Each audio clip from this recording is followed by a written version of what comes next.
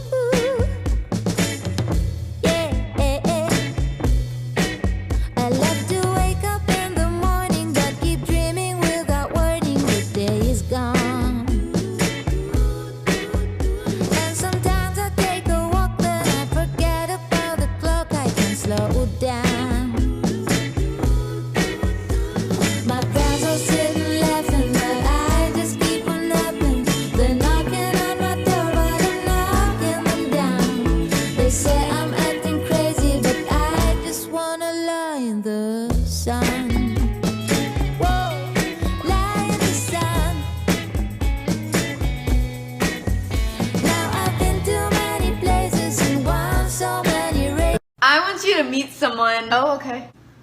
That's a plant. This is Polly, my plant, okay? I have to go do something, but talk to her while I'm gone. You want me to what? You know, like, hey, what's up? You look good today. I'm not talking to your plant. It helps her grow. How's it supposed to hear me? Okay, bye. So, you from around here? What do you say to a plant? Do you have any hobbies? Do you like being a plant? Are you ignoring me?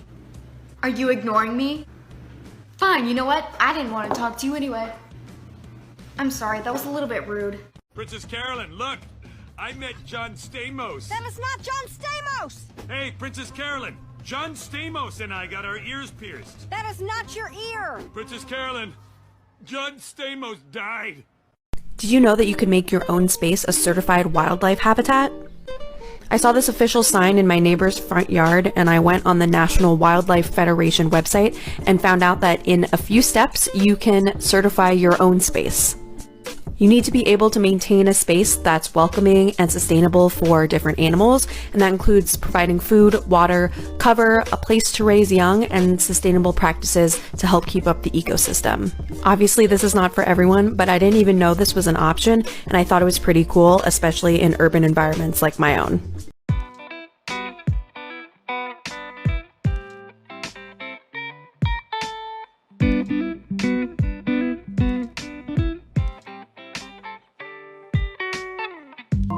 I hope you're ready for the fastest terrarium you've ever seen.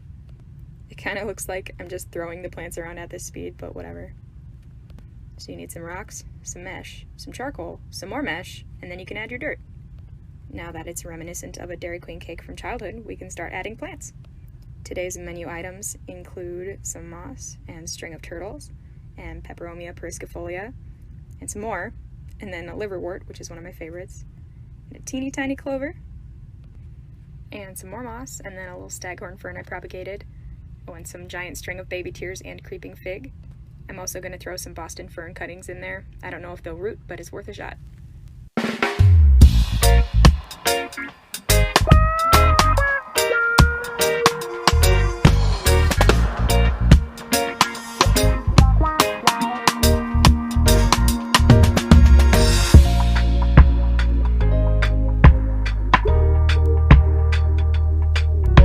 Have you ever bought too many plants, and then you have to buy new pots?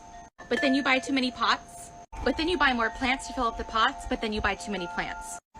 I think I have a problem.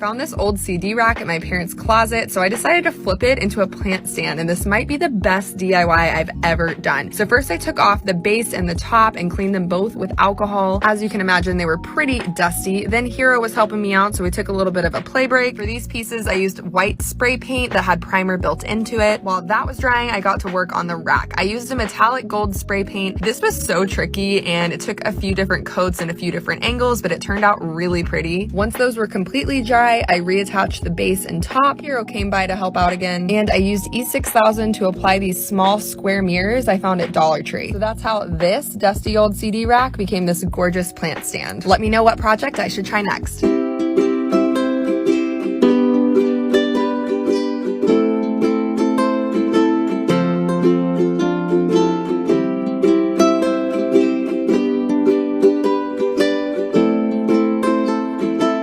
Y'all know what it is. How to make a soilless potting mix that's not toxic to the environment, like CPS legally kidnapping black and brown babies. Add 3 cups of cocoa growing medium. Add 1 cup of nutrients, either compost or worm castings. Like nurturing black mothers need to always be close to their babies. Create air around the roots with 1 to 2 cups of pumice, depending on your watering habits. Make it chunky with a cup of orchid bark and or pine bark fines. Purify the mix with half a cup of horticultural charcoal. Unlike CPS robbing black and brown children of their purity and replacing it with traumatic experiences of broken families. Mix everything together well until it's chunky and airy. Text the mix to make sure the water flows straight through it and it's well draining, like it's draining how black and brown women not only have our reproductive rights stolen, but also the rights to our children. Watch the full video on my YouTube channel to learn about the products used, why it's the best potting mix, and the plants thriving in it. Follow Operation Stop CPS on Instagram to join the fight to bring black and brown babies home.